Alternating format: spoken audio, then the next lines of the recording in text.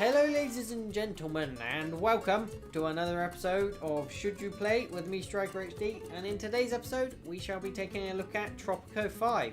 Now if you're unfamiliar with my series, I basically go through the introduction to the game, which is an overview of the game, including who it's developed by, the game engine it uses, platforms, release dates, etc. It's just a quick overview, and then I go into the actual content of the game, go through what you can actually expect if you pick it up in terms of game modes, the actual gameplay mechanics and what you can do in the game, as well as going through the options menu. Being a PC title, which is the version you'll be seeing, it's always important to look at the options menu, see what kind of graphics, controls and audio options are in there, and then finally I end with a conclusion and hopefully help you answer the question as to whether you should play Tropico 5.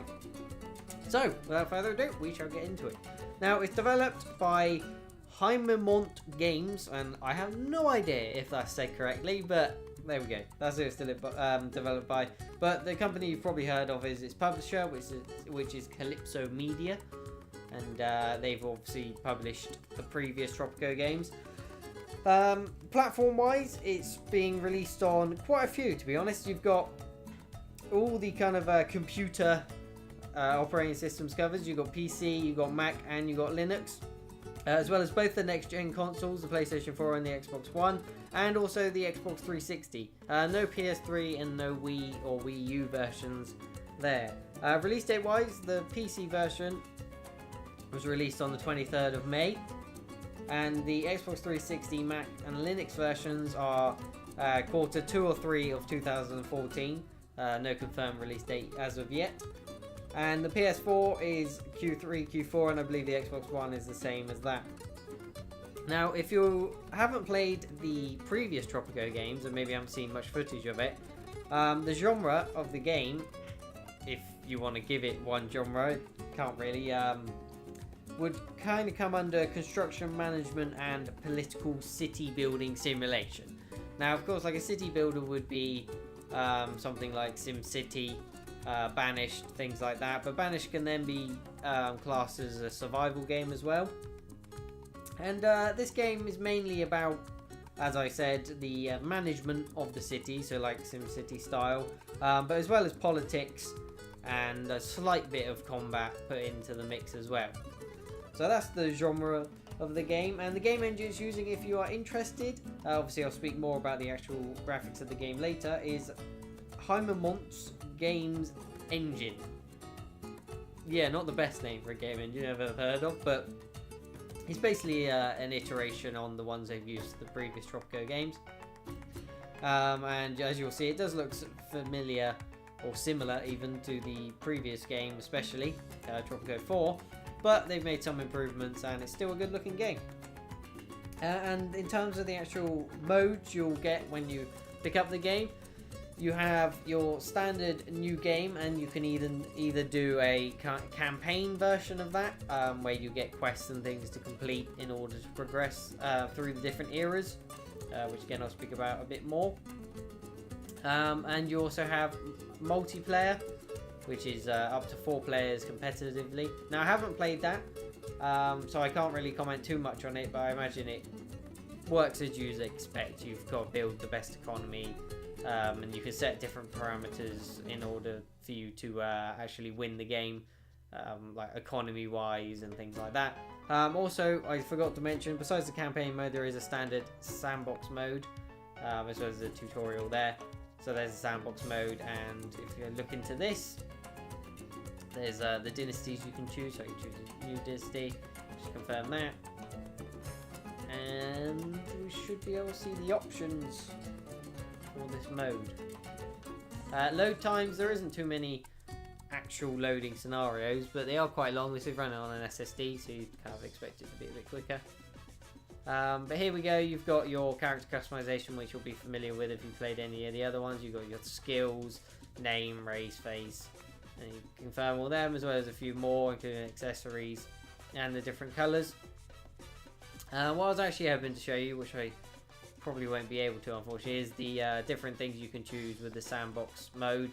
But it's basically things like how frequent disasters are, what island you start on, and different parameters like you'd expect, to be honest, but unfortunately I won't be able to show you without actually starting a completely new game. But we shall hop into the options menu. And now hopefully I've put annotations on the video. I probably haven't, but if I have, then you can click them to skip to gameplay if I remember to do so.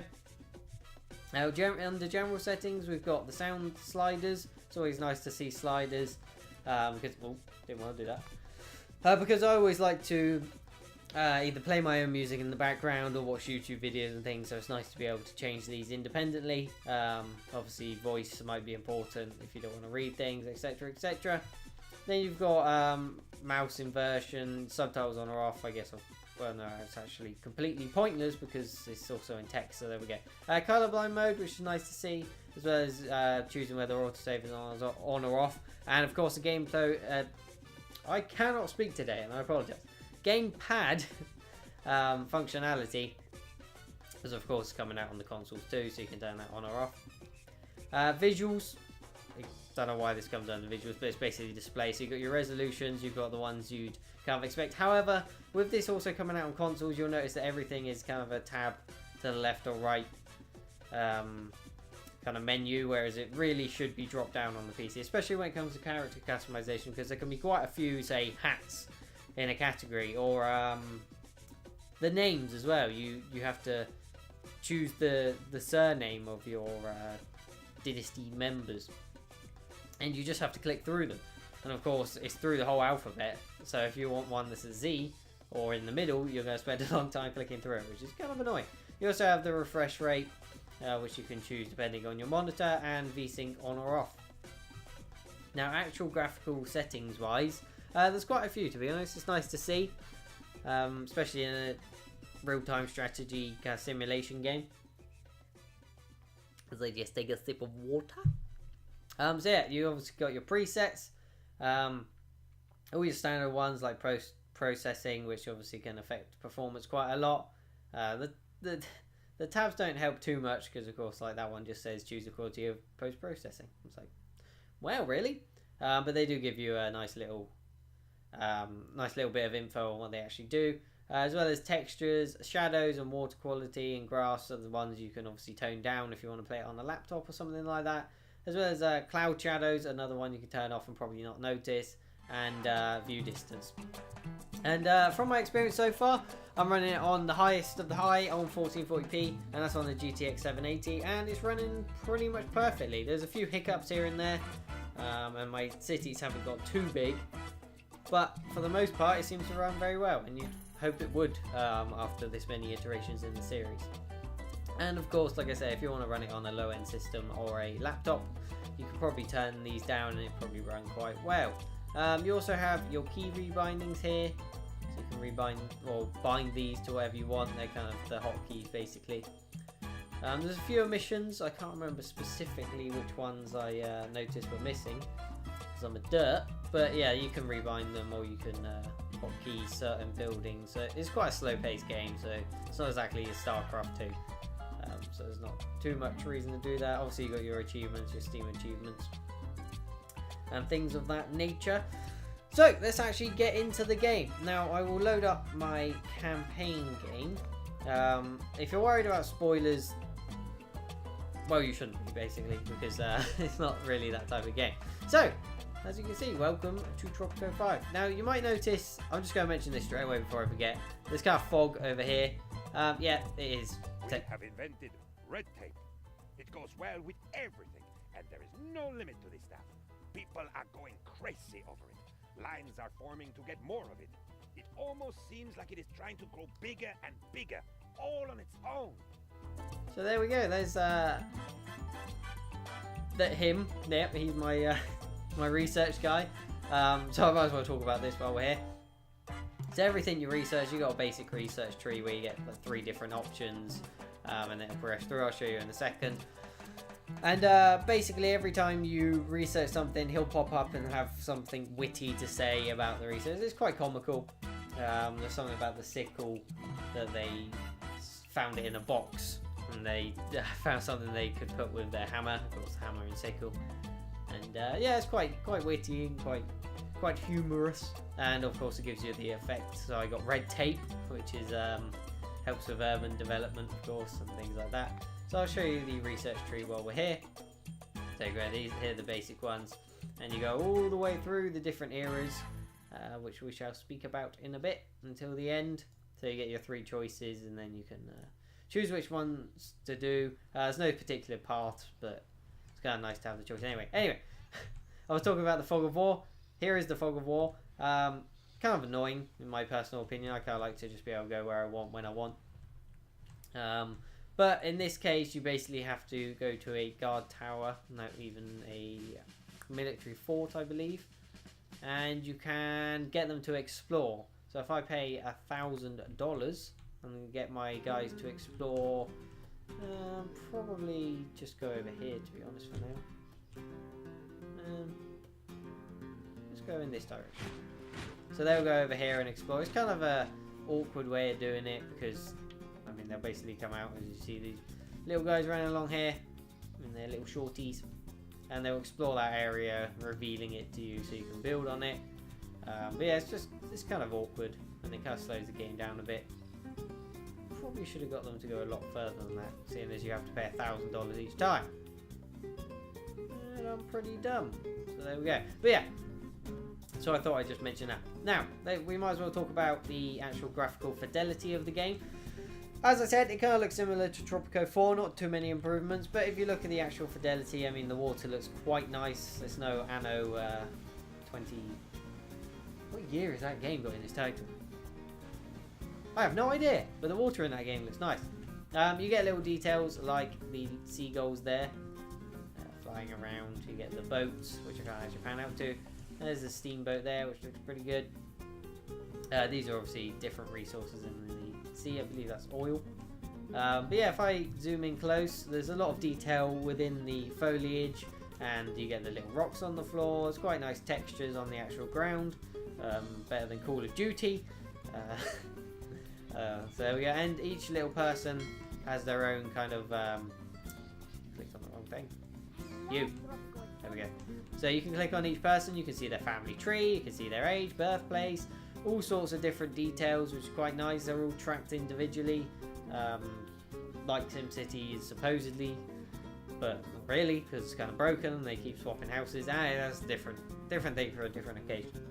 But you can also do interesting things, of course, being a leader of your island. You can do whatever you want. So you can kill them, you can bribe them, you can banish them, or you can discredit them. If someone's causing you some trouble, you might want to do some of those things. So there we go. It's nice to see those different kind of just details about the living world, as it were.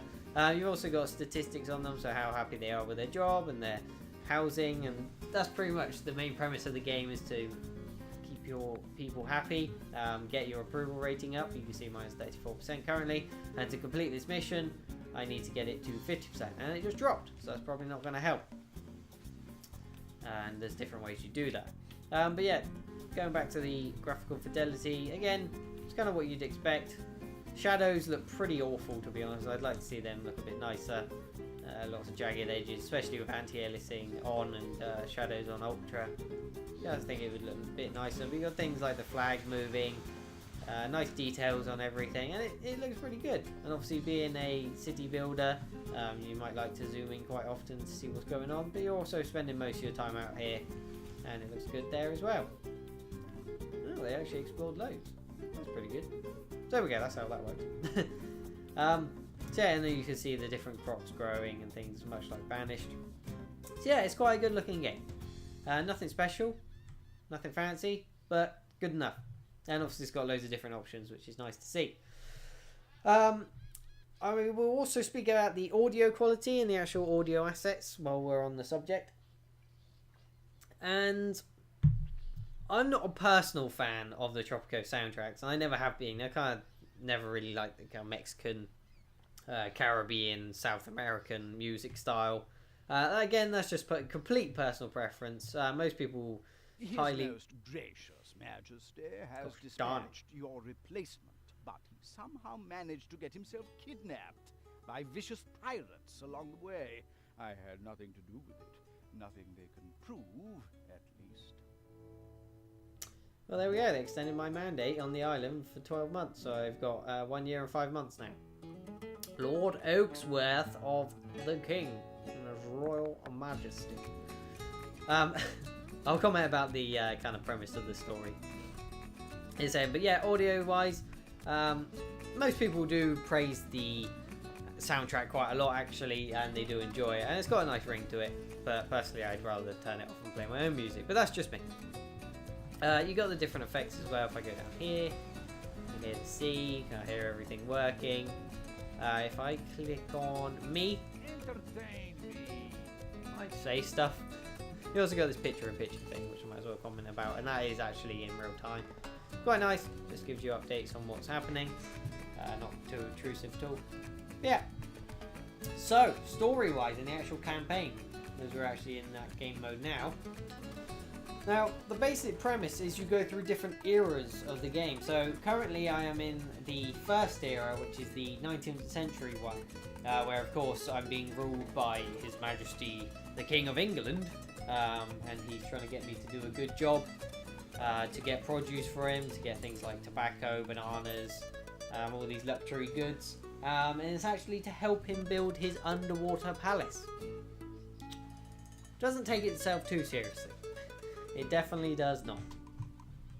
Which probably shouldn't surprise you. But yeah, so that's why I've got a mandate. If that runs out, I kind of lose the game. Hopefully it doesn't run out. And this is me. Right here, which I missed again. Darn it. But yeah, that's basically the premise. So you move from the 19th century, and once you cause a revolution and break away from the royal grasp, you go on to the World War II era, and obviously the main superpowers then, well, not superpowers, but the main nations are the US and Germany. Well, actually, no, it's a complete lie. It's the Allies and the Axis. So you've got, obviously, the US and Great Britain and all the other nations that supported us in the war, as well as the Axis with the Germans and the other nations that supported them. So that's the second era, and obviously the buildings update. You get more resources. You get things like cars instead of the little man running around with his cart. Apparently this is in real time, and he is the fastest mother I have ever seen. Jeez. Well, Usain Bolt wouldn't have looked that impressive back then. Day and night cycle as well. Comment on that. Would have liked to see different weather effects though. I mean, there's a volcano over here, but I'd like to see some rain and. Obviously not snow, but yeah, some rain would have been good in this tropical environment. But yeah, and then the third era is the Cold War. So that's when you get the superpowers. You get the US and the Soviet Union. So obviously it brings with it different political scenarios. Obviously you're going to be enemies with different people.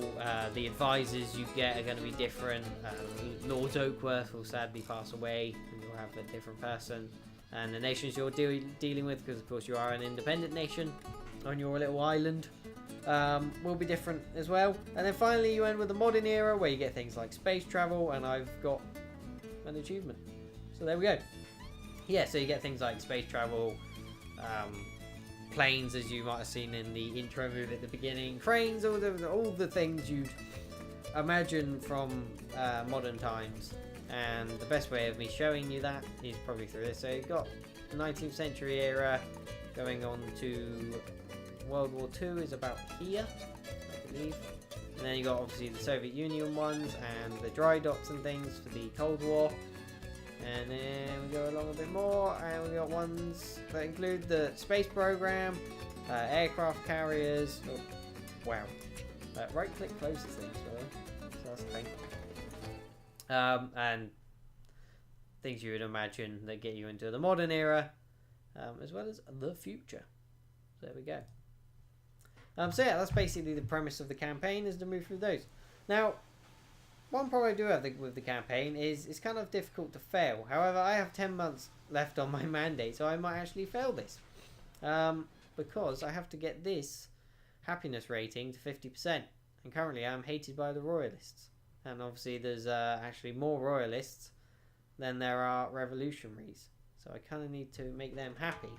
Now, how do I do that? Well, there's many ways you can do that. You can look at all these different statistics, of course. But I will actually choose a research group. Let's go for... get them? No. newspaper one's the only one I can get. There's different ways you can do that. If I click on this exclamation mark, it'll give me a mission. Every Tropican's ultimate goal. But you can't expect us to fight a revolution on an empty stomach. Now I actually have a grocery, so I accept that, and Independence must be every Tropican. well, apparently I don't. To your efforts. I do. The revolutionary movement is growing stronger. Okay, so I import some more revolutionaries.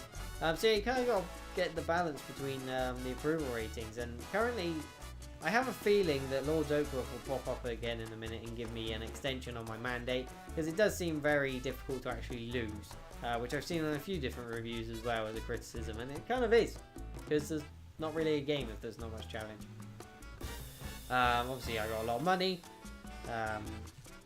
I've got quite a few citizens, but my approval rating is still not good, so I need to work on improving that. And as I said, there's quite a few ways you can do that. You give them different luxuries, give them guard towers to feel protected, food, and things of the sort. But yeah, so when my money actually went down and I was in the minus, someone always pops up and kind of goes, hey, here's some cash. And whether that happens through the whole game or the whole campaign, I can't really comment on. But again, it kind of removes the challenge. It's a bit strange, but there we go. So here's my actual main objective. Shadows that move. Okay. We rule in secret. We are the salvation of mankind. We are the order, and you will be one of us.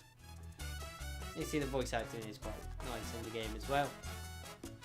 Obviously, again, don't take yourself too seriously. So there we go. So yeah, nothing special in terms of the actual story, but the eras are very interesting. Obviously things change when you go from era to era, and it's quite nice to have that. Games like Banished, of course, are stuck in the, I guess you call that the 18th, 17th centuries, and don't progress too much. Obviously SimCity has the expansion pack for the future cities now, but it's always nice to get a change of aesthetic in your city, as well as different research options and things like that, so it's pretty good. Now, other actual gameplay mechanics, of course, you've got the building. So you can see some of the buildings there. They're unlocked through research as you go through the different eras. But you can get the basic ones, everything you'd imagine from the previous games, resources, military units and things that are stationed in guard towers. As well as your... His Majesty's Jubilee is approaching. Present him with an expensive gift, and he may extend your mandate. See? They noticed I had some money, so they want to extend that, so I'm going to pay him, and he'll probably pop up again. But it did actually give me more on my mandate. I might actually lose this game while I'm talking too much, but no worries. So yeah, you have your dynasty, which is a new feature they've also added in, which is quite nice. So basically, my original character was Leonardo here, and he's got his cigar, his nice manly beard, and his cowboy hat, because why not? And he's basically me, or the ruler of the island, but you can also have children, or dynasty members as they're called, and you can name them, customize them, give them different traits, and then you also give them a job, and they can take important leadership roles, or leadership positions through your island to help improve things like the economy or happiness, and basically the effectiveness of things. You also have your Swiss bank account, so you can pass quite a few caches onto your dynasty members when they come in, instead of taking it for yourself at the time. So it's quite cool, and obviously you can customize them how you want. Showing your research, you obviously have edicts as well, where it's basically the politics side of it, where you can choose what to do. Let's see what we could actually do. Yeah, let's go for that. Let's go for extra rations. Yep, that should improve happiness, hopefully. Not too expensive. So there's things you can do, edicts you can pass. Constitution. I have researched it, but I haven't declared independence, so that's where, again, more of the politics side of it. As well as trade, where, again, trade routes I haven't unlocked yet. But you get things like your imports and exports for basic agriculture, resources, and luxury goods. So that's the main part of your economy, how you make the most amount of money. Obviously, if you have loads of farms and things, getting corn, you want to try and get the best price, and they do have various offers once you get into it. You can also assign ships once you get moored to different different trade routes to improve the efficiency of them. So it's all quite nice to have the kind of military aspect, which you are actually involved in. I did have a revolution earlier. There probably won't be any fighting during this video, but basically you have the enemy troops who walk in or drive in on their tanks or whatever, and then your units will come to combat them. They'll have kind of a standoff, and whichever unit is stronger or whichever has the most numbers will win the fight. And obviously if you lose, you're going to cause destruction to your land. If you win, you're going to see off the attackers. Fortunately even I have 2 guard towers, so when the revolutionaries came and they started a riot, they kind of got put down pretty quick. So yeah, it's you're not in direct control like a real-time strategy game, but it's nice to have that element, as well as obviously the economy is a huge thing about a city builder, so that's a bit obvious, but with the politics as well is a nice addition, something that's kind of lacking from games like SimCity. So yeah, I mean, there's not much more I can say. I don't want to waffle on too much about very small, simple things, because if you've played any kind of city builder, simulation, trading game before, you're going to recognize a lot of what this game has to offer, and hopefully you'll appreciate many of the kind of exclusive things to it. There's quite a lot of variation in the buildings, and I mean, if I had a few different save games, I would like to show you the different eras you can go through. Unfortunately I can't, but of course you can see that in the different trailers, and that's probably where the most excitement lies in the game. Of course, once you burn out from that, you've got the multiplayer and the sandbox modes, which you can tweak to your liking. But yeah, the eras are definitely the main attraction for me, because as I said throughout the video, it isn't that much different to Tropico 4. It is definitely more of an iteration on the series than kind of a full-blown sequel. However, it is a full-price sequel. But you can pick it up on sites like Green Man Gaming with their 20 or 25% vouchers, and you will get it for about, I picked it up for £25 I believe, and that was with a 25% voucher off. Standard price is about £32, so for around £30 I'd say it's probably worth it as an iteration if you enjoyed the previous games, especially as maybe if you skip Tropico 4 and wanted to get the updates that were in that, as well as the ones that were added in Tropico 5 as well. And yeah, so I might as well make my conclusion. There's not much more I can show you during this time period without waffling, as I said. If you enjoy this type of game, if you enjoy city builders, you watch people on YouTube like Sips, who plays a lot of them, you like games like Banished, you like SimCity, things like that, and you want a game that works, looks pretty good, sounds pretty good, and has a lot of depth once you get into it with the trade routes, the politics, the dynasties, Jolly things good, like that. Old chap, you've given His Majesty's subjects food, so now you should make them pay for it. What? Wow. Consequences for your actions. So this is quite, you always get different choices you can actually do. So I can actually issue it and get 6 months mandate extension. No, even not issue it, so that'll be a reversal on the policy I tried to put through. Or issue it, and I will get increased revolutionary support. Or I can issue both. Boom. That sounds good to me. And then I will have to go into edicts again, which is here. And also issue no free lunch. Which is kind of dumb, but there we go. Does that make sense? Probably not. It is Tropico. The revolutionary movement is growing stronger. Excellent. Get some more educated citizens. And yeah, so if you... Gosh darn it. 1,000 paper cuts. We have invented paper. It has print on it, where there will be a summary of important affairs, interviews with important Tropicans, and a page with political editorials. This will give a voice to every Tropican. Also, going to the little Presidente's room will be much more comfortable from now on. Going to the little Presidente's room will be much more comfortable from now on. As I said, pretty witty and quite funny. Quite nice. Yeah, to conclude, if you like any of those games, you're interested in any way, maybe wait for it to go on sale, get it around £20, but for £30, if you're interested in city builders, you know you enjoy that type of game, definitely worth it. I definitely say pick it up. The eras are very interesting, and it gives you a sense of progression, which is always nice. See you later. And if you did get this far, please leave a like.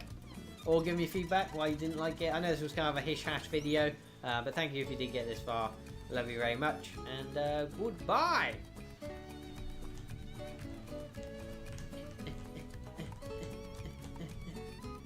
Presidente.